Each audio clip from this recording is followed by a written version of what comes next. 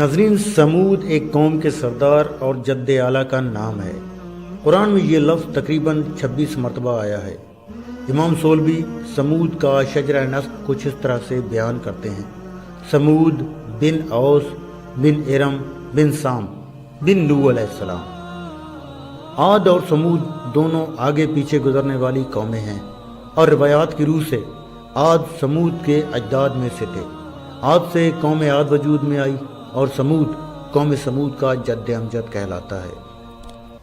قوم عاد جو کہ حضرموت اور یمن سے عراق تک پھیلی ہوئی تھی، ان کی طرف ہود علیہ السلام کو نبی بنا کر بھیجا گیا۔ یہ مسلسل نافرمانیوں کے باعث اللہ کے عذاب کا شکار ہوئے۔ ہود علیہ السلام اور ان کے ماننے والے اس عذاب سے محفوظ رہے، اور وہ ہجرت کر کے حجر میں آباد ہو گئے۔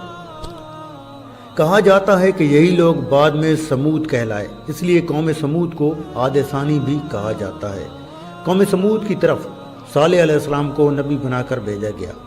حجر میں آباد ہونے کے بعد آہستہ آہستہ پھیلتے ہوئے سمود مغربی اور شمالی عرب تک پھیل گئے، لیکن دارالحکومت حجر ہی رہا۔ یہ شہر حجاز سے شام جانے والے راستے پر آباد تھا۔ آج کے دور میں حجر کو مدائن صالح کہا جاتا ہے۔ قوم سمود کو بھی قوم عاد کی طرح فن تعمیر پر عبور حاصل تھا۔ یہ لوگ پہاڑوں کو کاٹ کر محل بناتے، پتھروں کے گھر اور پختہ مقبرے تعمیر کرتے۔ ان کے بنائے ہوئے گھر اور مقبروں کے آثار آج بھی مدائن صالح میں موجود ہیں، اور وہ دیواروں پر سمودی اور ارامی خطوط نقش کرتے۔ یہی فن تعمیر ہی ان کا پیشہ تھا۔ اللہ نے قوم سمود کو بہت کچھ نوازا تھا، مثلا سرسبز باغات، میٹھے پانی کی نہریں، پتھریلی زمین میں ہر طرح کے پھل، اور ان کے گھر ایسے تھے کہ دور دراز سے لوگ صرف انہیں دیکھنے کے لیے آتے تھے۔ قوم سمود اپنے عالی شان محلات، سرسبز و شاداب کھیت کھلیان، خوبصورت مرغزاروں اور نعمتوں کی فراوانی کے سبب غرور اور تکبر اور سرکشی کے نشے میں چور ہو گئے تھے۔ ناظرین، چونکہ تکبر اور کفر کا چولی دامن کا ساتھ رہا ہے، اس لیے یہ بھی ابلیس کے پیروکار بن گئے۔ جبکہ کچھ ہی عرصہ پہلے قوم عاد پر عذاب الہی کے مناظر ان کے سامنے تھے۔ یہ بھی اپنے ہاتھوں سے بت تراش کر ان کی پوجا کرتے تھے۔ ان کے معاشرے سے حق اور انصاف ناپید ہو چکا تھا۔ بے حیائی اور فحاشی ان میں عروج پر پہنچ چکی تھی۔ رشتوں کا تقدس ختم ہو چکا تھا۔ رقص و سرود، عیش و عشرت اور شراب و شباب ان کی زندگی کے لازم جز بن چکے تھے۔ ایسے میں اللہ نے اس قوم میں سے اپنے ایک بہت ہی نیک بندے صالح علیہ السلام کو نبی بنا کر ان کی طرف مبعوث فرمایا۔ قرآن میں اللہ فرماتا ہے، اور ہم نے قوم سمود کی طرف ان کے بھائی صالح علیہ السلام کو بھیجا۔ سورہ الاعراف۔ صالح علیہ السلام اپنی قوم سے کہنے لگے: اے میری قوم، تم اللہ کی عبادت کرو، اس کے سوا تمہارا کوئی معبود نہیں۔ اسی نے تمہیں پیدا کیا اور آباد کیا، تو اس سے مغفرت طلب کرو اور اس کے آگے توبہ کرو۔ بے شک میرا رب نزدیک اور دعا قبول کرنے والا ہے۔ سورہ ہود۔ لیکن اس قوم پر سرکشی غالب آ چکی تھی، اور وہ لوگ صالح علیہ السلام سے کہنے لگے: اے صالح، اس سے پہلے ہم تم سے کئی امیدیں رکھتے تھے۔ کیا تم ہم کو ان چیزوں سے منع کرتے ہو جن کو ہمارے بزرگ پوجتے چلے آئے ہیں، اور جس بات کی طرف تم ہمیں بلاتے ہو اس میں ہمیں قوی شبہ ہے۔ سورہ ہود۔ ناظرین، جب قوم کے سرداروں نے دیکھا کہ کچھ لوگ صالح علیہ السلام کی بات مان کر ایمان لا چکے ہیں، اور وہ بھی اب ہمارے خداؤں کی توہین کر رہے ہیں، تو انہوں نے صالح علیہ السلام سے معجزے کا مطالبہ کر دیا۔ صالح علیہ السلام نے پوچھا کہ کس قسم کا معجزہ چاہتے ہو تم لوگ؟ تو قوم کے سردار کہنے لگے: سامنے جو چٹان ہے اس میں سے ایک ایسی اونٹنی نکل آئے جو کہ گابن ہو اور آتے ہی ایک بچے کو جنم بھی دے دے، تب ہم ایمان لے آئیں گے۔ تب صالح علیہ السلام نے اللہ سے دعا فرمائی، تو اسی لمحے ایک خوبصورت گابن اونٹنی چٹان سے برآمد ہو گئی، اور اس نے آتے ہی ایک بچے کو جنم دے دیا، اور اس نے اتنا دودھ دیا کہ سب نے پیا، لیکن پھر بھی اس کا دودھ کم نہ ہوا۔ جب یہ معجزہ دیکھا تو قوم سمود کے لوگ لاجواب ہو گئے، لیکن در حقیقت وہ ایمان لانا ہی نہیں چاہتے تھے۔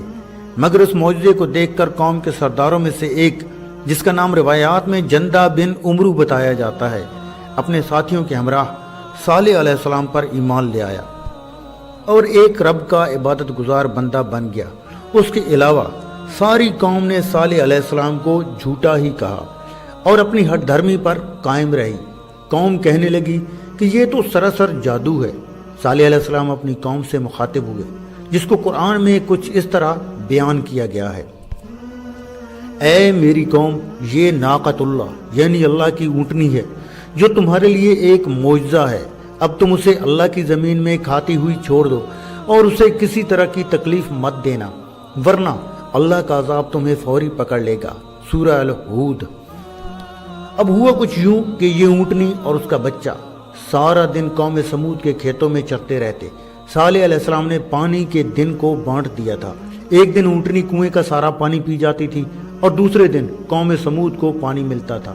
اللہ پاک نے اس سے قرآن میں کچھ اس طرح بیان فرمایا ہے: صالح نے اپنی قوم سے کہا، یہ اونٹنی ہے، ایک دن اس کی پانی پینے کی باری ہے اور ایک معین روز تمہاری باری، اور اس کو کوئی تکلیف مت دینا، نہیں تو تم کو سخت عذاب آ پکڑے گا۔ سورہ الشورى۔ ناظرین، زیادہ عرصہ نہ گزرا تھا کہ قوم عاد کو اونٹنی سے تنگی ہونے لگی۔ انہیں تکلیف اس بات کی تھی کہ یہ ہمارے کھیتوں میں چرتی ہے اور ایک دن ہمارا سارا پانی پی جاتی ہے۔ اسی لیے قوم کے سرداروں نے اس اونٹنی کو صالح علیہ السلام کا جادو قرار دے دیا۔ اب قوم کے سردار چاہتے تھے کہ اونٹنی کو قتل کر دیا جائے، لیکن وہ یہ کام اپنے ہاتھوں سے نہیں کرنا چاہتے تھے۔ کہا جاتا ہے کہ قوم سمود میں ایک صدوق نامی عورت تھی جو بڑی حسین اور مالدار تھی۔ اس کی لڑکیاں بھی بہت خوبصورت تھیں۔ کہا جاتا ہے کہ اس نے مصدع بن دہر اور قیدار بن سالف نامی 2 مردوں کو بلایا اور ان سے بولی کہ اگر تم اونٹنی کو قتل کر دو تو میری جس لڑکی سے چاہو اور جتنی چاہو راتیں گزار لینا۔ چنانچہ دونوں نے مل کر اس اونٹنی کو قتل کر دیا۔ کہا جاتا ہے کہ قیدار نے ذبح کیا اور مصدع نے ذبح پر مدد دی۔ پھر صالح علیہ السلام سے کہنے لگے کہ اگر تم رسول ہو تو ہم پر عذاب لے آؤ۔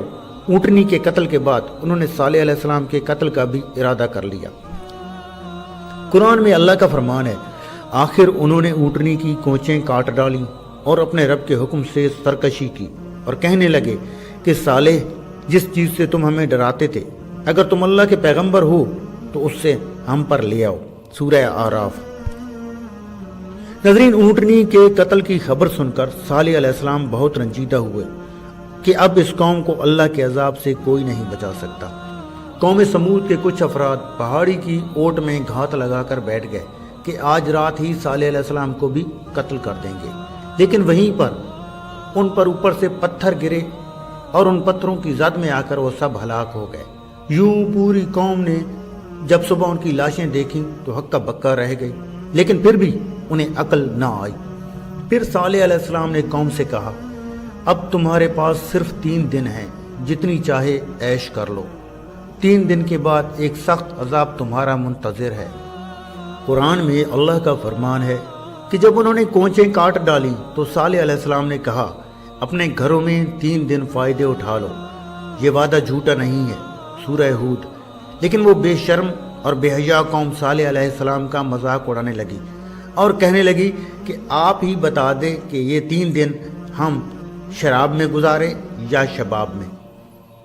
صالح علیہ السلام نے فرمایا کہ پہلے دن تمہارے چہرے زرد ہوں گے، دوسرے دن سرخ اور تیسرے دن کالے رنگ کی نحوست ہوگی تمہارے چہروں پر، اور پھر چوتھے دن تم پر اللہ کا عذاب نازل ہوگا۔ اور پھر ایسا ہی ہوا۔ تیسرے دن جب ان کے چہرے کالے ہو گئے تو قوم سمود ڈرنے لگی کہ نہ جانے اب کس قسم کا عذاب نازل ہو۔ ناظرین، چوتھے دن کی صبح ایک زوردار چیخ آسمان سے نکلی جس سے ساری قوم کے کانوں کے پردے پھٹ گئے اور ان کے دل تو جیسے باہر آنے والے تھے، روحیں جسموں سے نکلنے لگیں، اور پھر چند ہی لمحوں میں وہ سب جہاں جہاں تھے اپنی اپنی جگہ پر اوندھے منہ گر گئے اور سسک سسک کر سب ہلاک ہو گئے، اور ایک زلزلہ آیا جس سے ان کے گھر انہی پر گر گئے۔ ناظرین، یہ تھا ایک طاقتور اور نافرمان قوم کا احوال۔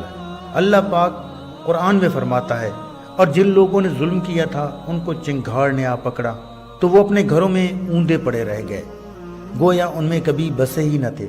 سن رکھو کہ سمود نے اپنے رب سے کفر کیا، اور سن رکھو کہ سمود پر پھٹکار ہے۔ سورہ ہود۔ جب ہمارا حکم آ گیا تو ہم نے صالح اور جو لوگ ان کے ساتھ ایمان لائے تھے ان کو اپنی مہربانی سے بچا لیا اور اس دن کی رسوائی سے محفوظ رکھا۔ بے شک تمہارا رب طاقتور زبردست ہے۔ سورہ ہود۔ ناظرین، اللہ سے دعا ہے کہ وہ ہمیں دین کی صحیح سمجھ اور اس پر کما حقہ عمل کرنے کی توفیق عطا فرمائے اور ہماری دنیا اور آخرت آسان فرمائے، آمین۔ ناظرین، اگر ویڈیو پسند آئی ہو تو لائک اور شیئر ضرور کیجیے گا اور ہمارے چینل کو سبسکرائب کرنا مت بھولیے گا۔ اگلی ویڈیو تک اجازت دیجیے، اللہ حافظ۔